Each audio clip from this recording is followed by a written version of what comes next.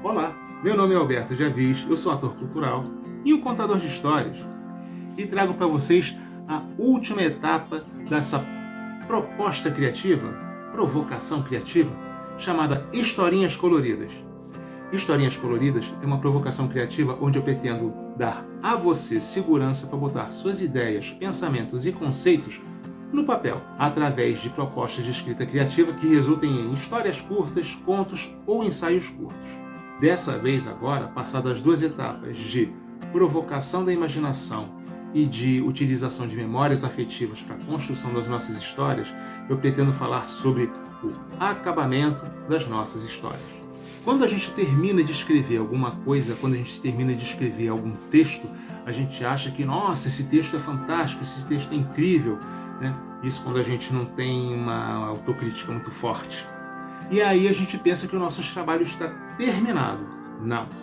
A gente já passou por todas as possibilidades, todas as etapas mais difíceis, mas agora chega uma etapa que a gente tem que ter um certo cuidado para poder não meter os pés pelas mãos. Isso eu descobri através de uma oficina de escrita criativa para teatro e realmente é um elemento que ajuda muito a gente a dimensionar, ajuda bem a gente a retificar as possibilidades do nosso texto. Eu estou falando da versão final do nosso trabalho. Quando a gente acaba de elaborar um trabalho, a gente tem uma primeira versão desse trabalho. Raríssimas vezes a gente vai conseguir fazer com que uma primeira versão seja realmente a versão definitiva. O bacana é a gente fazer com que essa versão fique mais bem acabada. E nisso tem um exercíciozinho fácil para ajudar a gente a apresentar melhor o nosso texto.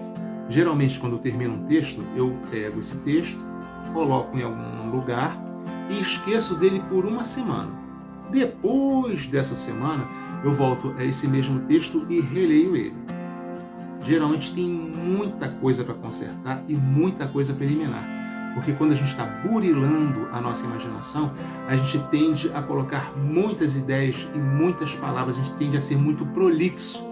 E depois a gente vai vendo que não tinha necessidade de tantas palavras assim para as nossas narrativas. Dessa forma, depois de uma semana, você vai ter um senso crítico mais específico para aquele trabalho que você desenvolveu e fica muito mais fácil você ver o que você pode consertar, o que você pode eliminar, né? Vai ficar muito visível para você, após essa semana, as possibilidades de acertos dentro do seu texto. E aí, depois dessa semana e desses acertos, você já tem uma segunda versão do seu texto. Eu, pessoalmente, acho melhor você começar a colocar seu texto para o seu público a partir da quarta, quinta versão. Porque até lá você vai ter a possibilidade de colocar elementos que você acha que estejam faltando, eliminar elementos que estejam excessivamente repetitivos, e aí você tem um texto mais limpo, mais reto, mais coeso, mais próprio para colocar à disposição do seu público. É um trabalho chato? É um trabalho chato. Mas, em compensação, o seu trabalho vai ficar muito mais limpo e muito mais apresentável para o seu público e o seu público vai recebê-lo de melhor forma. Geralmente, depois que a gente termina um texto, é bom a gente dar esse tempinho, né, para a segunda, terceira, quarta versão. Eu prefiro colocar uma semana sem pensar nele, que é para a gente dar uma esquecida no texto e depois de tê-lo esquecido um pouquinho, a gente dá uma segunda leitura e vê quais são as possibilidades de limpeza desse texto. Embora pareça meio chato, meio didático, mas vamos pensar da seguinte forma, comparando com outras formas de arte, com outras áreas artísticas. Um escultor, ele vê a possibilidade da escultura dentro de um bloco de pedra e começa a desbastar um bloco de pedra nas formas básicas. Depois ele vai indo devagarzinho, parte por parte, até finalizar com um formato que ele tem interesse, sendo abstrato, sendo figurativo, né? Mas ele tem essas etapas todas: planejamento, de execução e de acabamento. Da mesma forma, desenho, pintura onde o artista faz um croquis, um esboço, depois faz o desenvolvimento do seu trabalho com o desenho das personagens, com o desenho de paisagem, com o desenho daquilo que ele tem interesse, e depois parte para o acabamento, que pode ser tanto grafite, tinta, pode ser outras possibilidades de materiais. Então a gente tem o esboço, o desenvolvimento e o acabamento. É mais ou menos a mesma coisa com a escrita criativa, com a escrita de histórias, com a escrita de narrativas. A gente tem a ideia do que a gente quer, a gente planeja o início, o meio e o fim. Depois a gente desenvolve essa história agregando elementos que sejam interessantes, memórias afetivas, lembra? Etapa passada. E agora a gente chega para os acabamentos, onde a gente dá uma limpeza no texto e depois coloca aquelas características que a gente acha bacanas das pessoas nos identificarem quando lerem o nosso trabalho. Uma das possibilidades de você agregar valores, de você agregar elementos para o seu trabalho final, seria a utilização de um linguajar próprio. Ou seja, aquele linguajar que você utiliza comumente conversando com as pessoas nas suas falas, você pode colocar dentro da sua narrativa de escrita criativa. Olha, por que não? É a sua maneira de falar, de repente as pessoas achem interessante, achem criativo, achem divertida a maneira como você fala e, consequentemente, como você se expressa na sua escrita. E também vale a gente dar atenção para uma coisa. Geralmente, quando a gente escreve contos, narrativas, histórias, ensaios, a gente tenta promover conhecimento e agregamento de valores positivos para o nosso público. Ou seja, a gente dá uma leitura e tenta perceber se tem alguma coisa que por acaso possa ofender algum recorte específico de público, algum recorte específico da população.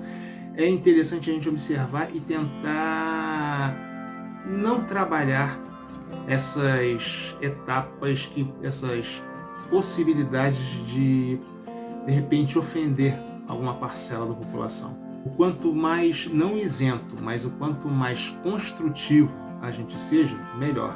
Até porque vai que essa história seja utilizada para uma contação de histórias. Geralmente, em contação de histórias, a gente pensa na possibilidade de agregar valores positivos para o nosso público. Então, se para um contador de histórias é interessante agregar valores positivos, porque nós, enquanto autores, também não podemos pensar na possibilidade de agregar valores positivos para o nosso público leitor.